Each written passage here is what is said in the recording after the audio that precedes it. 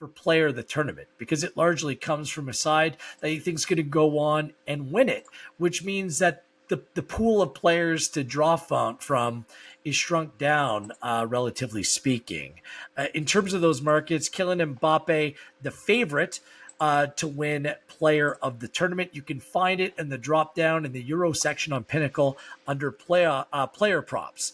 Mbappe comes in at plus 700, Bellingham next at plus 800, Harry Kane at plus 1100, Phil Foden at plus 1400. A little bit of a theme here, as England and France, obviously, the two odds on to go on and win Euro 2024. Is there enough in it for you to make a play on one of those players? Or are you looking at things another way, considering you and I both like Portugal to do some damage at Euro 2024?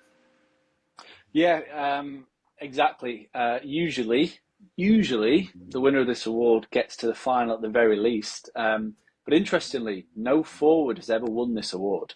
It was introduced in 1996. No forward has ever won it. So if it carries on like that, you can strike Mbappe, you can strike Kane, Ronaldo off the list.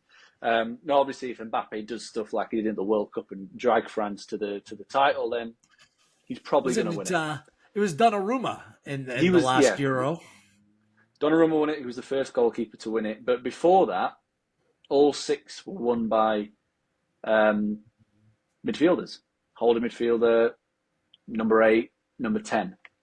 So I think stick with that tried and trusted method. I mean, Donnarumma was always going to win it at the Euros because Italy won 2 penalty shootouts to win the tournament. But yeah, I'm sticking with my Portugal fancy, and I'm going to take Bruno Fernandes at plus 220. Same plus bet. 2,200. Yeah, I don't want to make sure I get the price right. It's not plus 220. That would be a little bit short. Plus 2,200. He was one of the players at the last World Cup where the manager just didn't know what to do with him because he had a fixed system and Fernandes didn't fit into that system. Whereas Martinez is coming now and completely revitalised Bruno's role for the national team, where he's actually really important to what they do. He plays in the 10.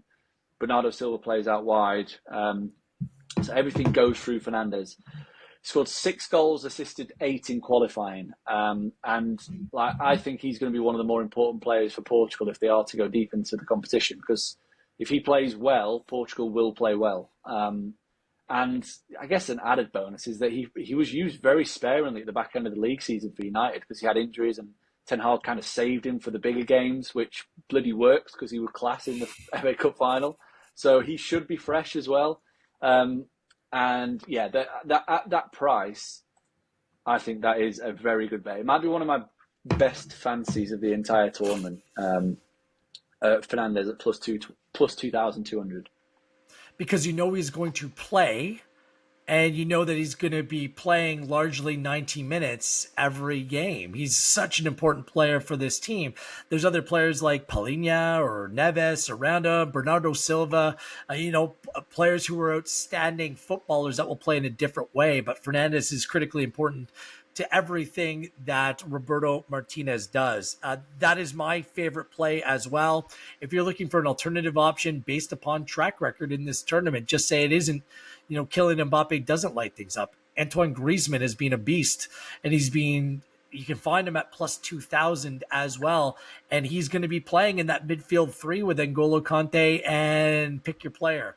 Rabiot, Camavinga, Tchouaméni. But Griezmann is not coming out of this French team. And I like the reliability of what he does. If Germany end up doing some damage in this tournament, there are 2 players I consider. It's obviously the emotional tie to Toni Kroos and the role that he can play in this team at plus 1,400. It's a home nation. There'll be lots of reason for people to go on and vote for Kroos. And, Donnarumma, was he great at the Euros? No, but he was huge in a couple penalty shootouts. And by virtue, you sometimes win the moment, you can win the award. And I think that comes into play for Toni Kroos. But beyond that, I think that Florian Wirtz is going to have a very good tournament. He's a player to watch. The 21-year-old's coming off an outstanding campaign at Leverkusen, a top talent. Play with Musiala and Havertz across the high line at plus 2,000. That would be a player that I'd take a look at if you think that Germany can do some damage here. beyond that, I'm not going to go too much further. I know there's a poll, there's a draw for Bellingham and Kane. I just don't think there's enough value because for England, who is that best player going to be? Because I think a lot of football people will make the argument that Declan Rice could be the most important player for England based on the defensive deficiencies. Does that take away from the contributions of a Bellingham, a Kane, a Foden in attack? So I'm staying away from the English players for that reason. Not because I don't rate them. It's just based upon the way that they play and the number of contributors and how they contribute. I just don't think that there's an obvious player that stands out there. Anyone else for player of the tournament? Because that's kind of all that I'm looking at here. Bruno Fernandes won, a couple other candidates to consider, but after that, there's a steep drop-off for me. Yeah, I mean, I wouldn't put anyone off backing Bellingham at plus 800 because generally this is, as well as being, you have to perform well, but it is a narrative-driven award as well. You soon, I remember back to the 2018 World Cup and you watch Croatia and Modric was just doing like, okay, normal stuff. He wasn't like mind-blowingly brilliant, but as soon as one person says, oh my God, Modric is unbelievable, then it just snowballed to the point where, right, he's got the golden ball. He wasn't even that good. Yeah. And there's every chance that with Bellingham, with the narrative, he's riding the crest of a wave at the minute. He's the poster boy for everything in terms of football right now. If England get to the semi-finals, then there's going to be a huge bandwagon of Bellingham player of the tournament, whether he's been good or not. But if we're dropping down a little bit further, I think that the one of the other best bets that I like is Rodri at plus 2,500, just because he's so integral to what Spain do. And if Spain do have a good tournament, then he's the exact kind of candidate that would win this award. A midfielder that everything goes through. Spanish midfielders have won it previously. Iniesta and Xavi both won it in individual tournaments. So yeah, he could definitely be one at plus 2,500 that I would look at backing as well. But I wouldn't be going further down that list personally, other than that. Now, Bellingham also, just very quickly worth mentioning, England's success could mean a Ballon d'Or as well for Bellingham as well. So there's real skin in the game on multiple levels for Bellingham entering this tournament.